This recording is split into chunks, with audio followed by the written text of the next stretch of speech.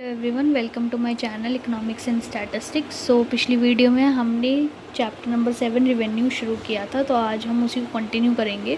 आज हम बात करेंगे कि जब प्राइस गिरता है, आउटपुट के बढ़ने से जब प्राइस गिरता है तो एआर और एमआर के बीच में क्या रिलेशन रहता है। तो अगर हम देखें, एआर तो प्राइस ही होता है। हमने बात करी थी पिछली वीडियो में कि एआर का मतलब क्या है, प्राइस है। तो अगर प्राइस और एआर गिर रहा है तो एमआर क्या है, वो भी गिरना शुरू हो जाएगा और इवन वो ज़ीरो भी हो जाएगा और नेगेटिव पे भी पहुंच जाएगा। इनका जो स्लोप है वो डाउनवर्ड स्लोपिंग बनेगा, क्योंकि गिर रहे हैं, कम हो रहे हैं ना, तो डाउनवर्ड स्लोपिंग बनेगा, लेफ़्ट से राइट में गिरेगा। और ये ध्यान में रखने वाली चीज़ है कि एमआर जो है वो ज़ीरो भी हो सकता है, वो नेगेटिव भी हो सकता है, पर एआर कभी भी ज़ीरो या नेगेटिव नहीं होगा एज़ टीआर, क्योंकि टीआर भी कभी ज़ीरो और नेगेटिव नहीं होता। ठीक है, तो ये चीज़ ध्यान में रखनी बहुत ज़रूरी है हमें। फिर हमारा आता है एक जर्नल रिलेशन। एआर और एमआर के बीच में एक जर्नल, अगर हम बात करें क्या रिलेशन होता है, ये डिपेंड करता है कि प्राइस क्या है, सेम है या फिर गिर रहा है। आउटपुट के बढ़ने से ये डिपेंडेंसी आ जाती है। अगर इफ़ नथिंग इज़ मेंशन, कुछ नहीं मेंशन कर रखा, मतलब ये नहीं बता रखा कि फ़िक्स है प्राइस या गिर रहा है, तो क्या होएगा, nature of price with rise in output, मतलब कि अगर हमें कुछ पता ही नहीं है तो इन जनरल रिलेशन क्या होता है, इस तरीके का रिलेशन होता है। एमआर और एआर जो है हमारे कुछ एक उल्टा यू की शेप में बनते हैं ये, और एआर इंक्रीज़ हो रहा है जैसे जैसे एमआर इंक्रीज़ हो रहा है। मतलब एक तरह से मान सकते हैं एआर इंक्रीज़ हो रहा है जब एमआर ऊपर है, उसके यहाँ तक एमआर ऊपर है तो वो इंक्रीज़ हो रहा है। ये इसका एक तरह से मान सकते हैं एआर का मैक्सिमम पॉइंट है। ठीक है, और जब एमआर एआर से कम हो गया है तो एआर भी कम होना शुरू हो गया है, डिक्रीज़ होना शुरू हो गया है। ठीक है, ये क्या हो गया, डिक्रीज़ होना शुरू हो गया। तो ये एक जर्नल रिलेशनशिप है।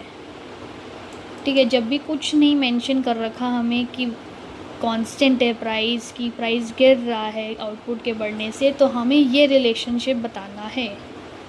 ये नोट करना बहुत ज़रूरी है। जो स्पेसिफिक रिलेशनशिप है एआर और एमआर का, ये डिपेंड करता है प्राइस पे कि वो सेम है या वेरी कर रहा है। बट अगर ये हमने एक जर्नल बता दिया कि इन जर्नल अगर कुछ मेंशन नहीं है तो हम ये रिलेशनशिप को ही एक्सप्लेन करते हैं कि जब एमआर बढ़ रहा है, यानी एमआर अगर एआर से ऊपर है, ज़्यादा है, तो एआर भी बढ़ रहा है।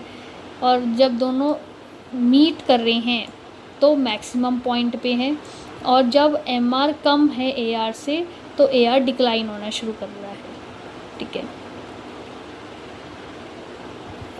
एक ये मोनोपोली और मोनोपोलिस्टिक कंपटीशन में बताया हुआ है कि एआर और एमआर कर्व्स क्या होते हैं, ये हम देख लेते हैं। जो मोनोपोली और मोनोपोलिस्टिक कंपटीशन होता है ये इम्परफेक्ट कंपटीशन में ही आता है। ठीक है, ये इम्परफेक्ट कंपटीशन में आता है। इम्परफेक्ट कंपटीशन हमने पढ़ा था कि वो इम्परफेक्ट कंपटीशन वो होता है जिसमें कोई price like price taker price influence करते, एक तरह से प्राइस टेकर नहीं होते। ठीक है, प्राइस को इन्फ्लुएंस करते हैं, यानी अपना प्राइस सेट करते हैं। तो इसलिए एआर एमआर जो है वो डाउनवर्ड स्लोपिंग होता है, क्योंकि जितने और यूनिट सोल्ड करेंगे तो प्राइस हमारा गिरता जाएगा उसमें। और मेजर डिफरेंस अगर हम इन दोनों में बताएं, मोनोपोली, जैसे ये मोनोपोली और मोनोपोलिस्टिक में बात करें तो ये गैप की आती है, इनके बीच में जो गैप है। जो मोनोपोलिस्टिक कंपटीशन है, जो एआर और ये एमआर बनाए, ये मोर ज़्यादा इलास्टिक है एज़ कम्पेयर टू मोनोपोली। ये इसलिए होता है क्योंकि क्लोज सब्स्टिट्यूट, यानी मोनोपोलिस्टिक कंपटीशन में एक क्लोज सब्स्टिट्यूट होता है कि इसके अलावा हमें ये सब चल सकता है, पर मोनोपोली में ऐसा नहीं होता। मोनोपोली में सब्स्टिट्यूट बहुत कम होते हैं, मोनोपोलिस्टिक कंपटीशन में फिर भी सब्स्टिट्यूट होते हैं।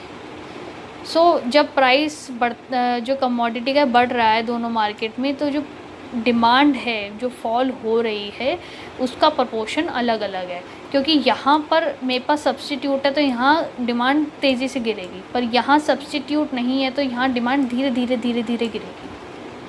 ठीक है, गिरेगी तो सही पर टाइम लेगी। ठीक है, इसके डिस्कशन हम चैप्टर 10 में करेंगे और डिटेल में। फिर हमारा आता है टीआर और एमआर के बीच में रिलेशनशिप। जब प्राइस फॉल हो रहा है आउटपुट बढ़ने की वजह से। ऊपर हमने एआर एमआर का पढ़ा था, अब टीआर और एमआर का पढ़ेंगे। टीआर और एमआर, एआर लिखा है, ये एआर प्राइस ही होता है और कुछ नहीं है। ये प्राइस गिर रहा है, टीआर देख सकते हैं हम, ये इंक्रीज़ हुआ और फिर गिरना शुरू हो गया। ये देख सकते हैं इंक्रीज़ हो रहा है, फिर कांस्टेंट हो गया और फिर डिक्रीज़ होना शुरू हो रहा है। ठीक है, इंक्रीज़ हो रहा है पहले, फिर कांस्टेंट, फिर डिक्रीज़ हो रहा है।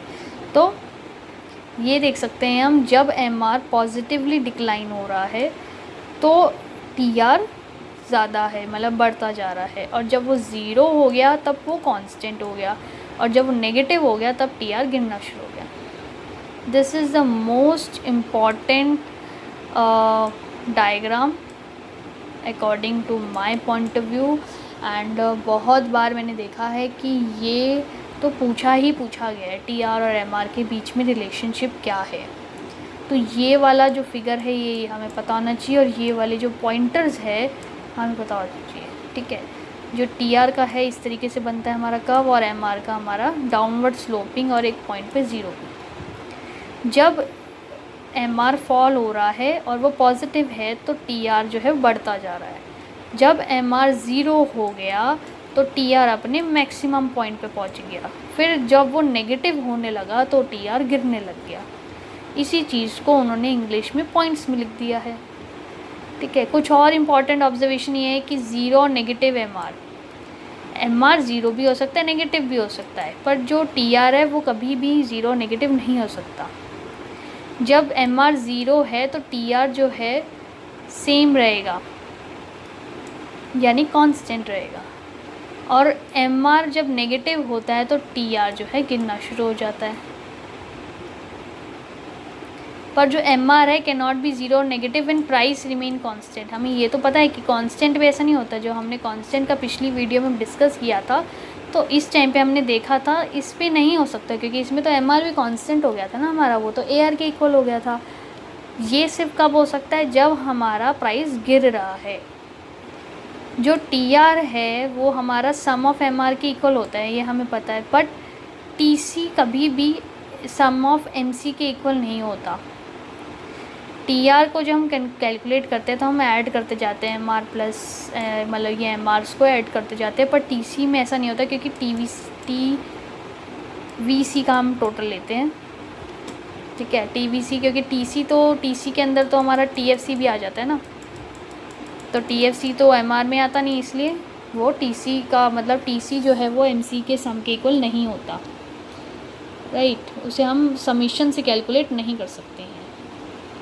तो आज की छोटी सी वीडियो बनाएंगे क्योंकि ये चैप्टर हो चुका है फिनिश। ये बहुत छोटा सा चैप्टर है, बट इसमें ये वाला डायग्राम बहुत ज़्यादा इम्पॉर्टेंट है, क्योंकि ये वाला तो मेरी कंसल्टेशन में जब भी ये टॉपिक आया है तो इसमें से ये वाला तो पूछा गया है। तो ये वाला और ये जो जर्नल वाला है एआर एमआर का डिफरेंस ये पूछा जाता है, तो प्लीज़ इसको अपने माइंड में रखें, और इसके नोट्स वगैरह भी मैं शेयर कर दूँगी गूगल क्लासरूम पे। प्लीज़ अपडेटेड रहे, सब्सक्राइब कर ले चैनल को, ताकि आपको रेगुलर अपडेट्स मिलती जाए। नेक्स्ट वीडियो में हम इसके सॉल्व प्रैक्टिकल्स डिस्कस करेंगे। वीडियो अच्छी लगी हो तो प्लीज़ लाइक करें, सब्सक्राइब करें और शेयर करें अपने फ्रेंड्स के साथ। Thank you everyone.